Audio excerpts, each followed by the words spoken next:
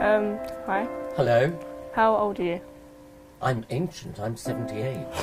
And how old are you? I'm 13. Oh my God. A huge gulf. And yet it doesn't seem like that to me.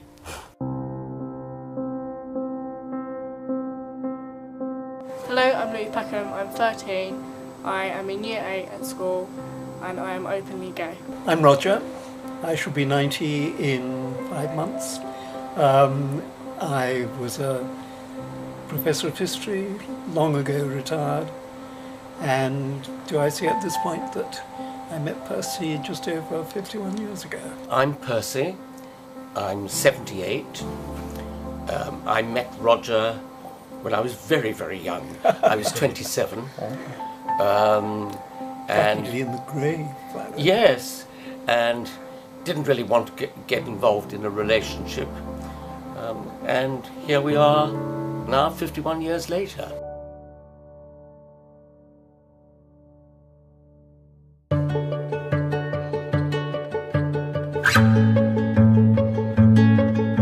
What's your favourite subject at school? Mine is drama. Drama? Yeah. And what are your chums like at school? They're really nice. They obviously support me and yeah. When did you know that you were gay? I think it just, I remember getting the thoughts because people were like, they weren't telling me I was kind of getting the idea when I was being with girls so much that it was like, and then when they would talk about boys I would start agreeing with them and then it just naturally happened and then... Were you worried when you suddenly thought I could be gay or...? I was confused because I didn't know what other people think. I didn't know what it was at first. I never knew there was such a thing as liking other boys. I thought it was just me by myself. Like I remember when I went on a school journey, I remember actually thinking to myself to try not to think about being gay because I was with a group of boys. So it was like if I thought of it, I may be attracted to one, even though it just confused me a lot. Yeah, sure. And did it worry you at all, or did you just think this was normal after a while? After a while, I just knew that I was, and I just accepted myself for that. What were your parents' reaction? They were really nice. They told me that they loved me no matter what, if I was gay or straight. That's amazing.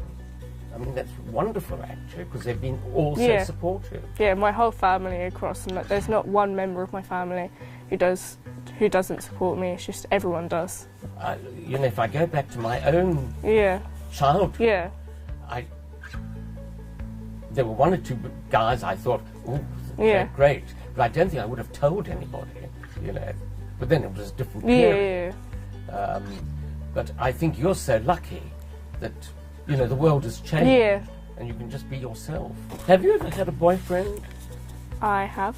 How long ago was that? Now. Yeah, I have a boyfriend now, basically. So how old were you when you came out? I must have been about 16, 15, 16. I had a very close friend who was at school with me, and for some reason he was sent to a boarding school, like a private school, for a while. And I think that his parents must have found out that he was gay, and so they sent him away. And then they brought him back, and I, you know, speaking to him and saying what was, you know, going to a private school like and so forth. And then we both just sort of admitted to each other that we both liked guys. But I remember that he decided that we should go to a gay club. Well, you can imagine the two of us at 16 suddenly thinking, we're going to a gay club, we're going to see other people who are gay. And, you know, he just thought it was fun. For us, it was an eye-opener that there were other people, and so many people, who felt just like we did. I mean, it was quite exciting, actually. And in those days, you had to, if you went to a gay club, you had to sign in, you know, and we were underage, you know, but it was rather great to sort of, you know, we invented names. We didn't give our real names at all. We didn't dare, because I thought if my parents found out, what would I say to them? What would they do? Were your family, like, did they support you when you came out? Well, that's a very interesting question. I always felt that my father knew that I was gay. I didn't know my father terribly well. We didn't get on very well. But on reflection, I thought he did know. I originally come from Johannesburg in South Africa. And Roger and I were already living together. And my mother had been to England when I was a student. And she was coming to see us. We had recently bought a house. It was the very first house we ever bought. And I was showing her around the place. And then I said, oh, this is where I sleep. This is Roger and my bedroom. And I said, and that's your bedroom, our guest bedroom. And she said to me, yes, I know, darling, this is your bedroom, isn't it? I said, no, Mummy, it's a guest bedroom. And she said, I know it's becoming a guest bedroom. I said, no, my bedroom is Roger's bedroom.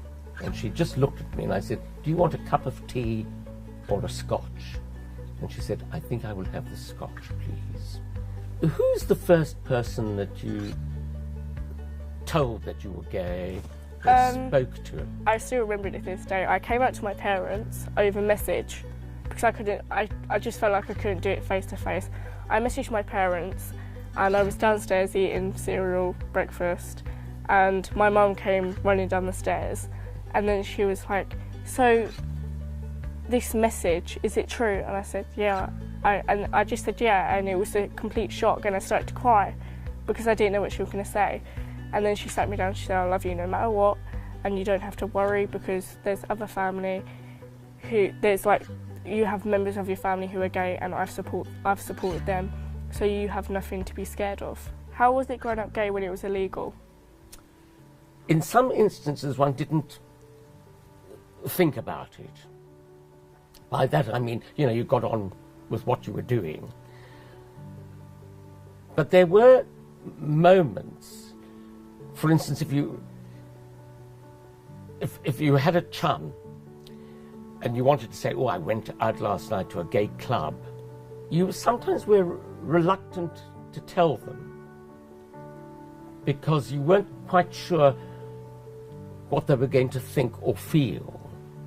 There was the other thing is that right up till 1967, it was illegal.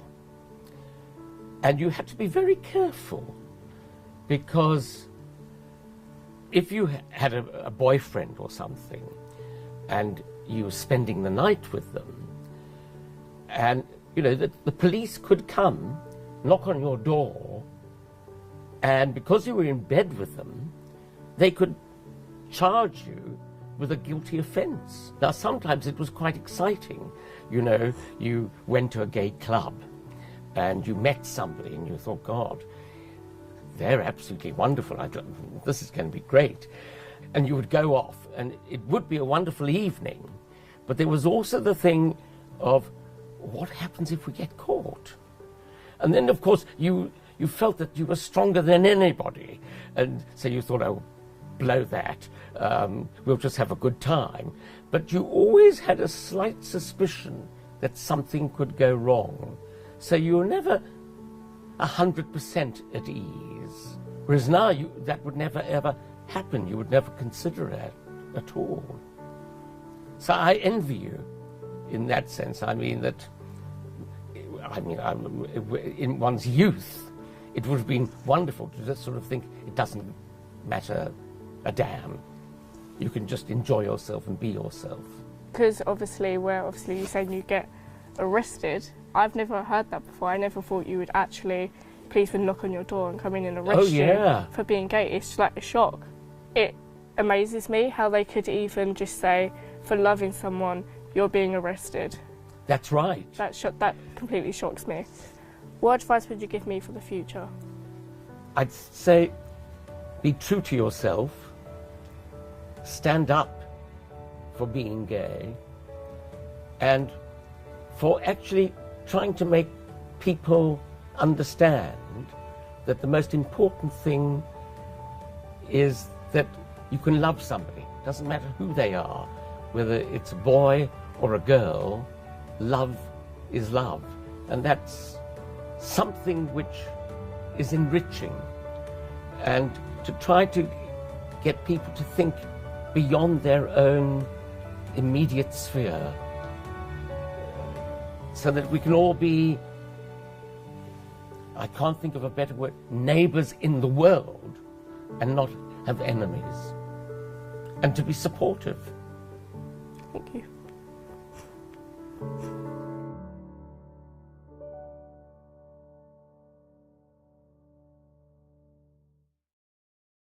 Thank you guys for watching this video. We want to say a big thank you to Louis, Percy and Roger, and without them this wouldn't be possible. Also, this would not be possible without London Pride themselves and BBC Two, where they've got a documentary coming out called Against the Law, and you can see that at the end of July, so keep your eyes open. Again, thank you for watching, guys. Please share this wherever possible, and we'll see you next week. Bye. Goodbye.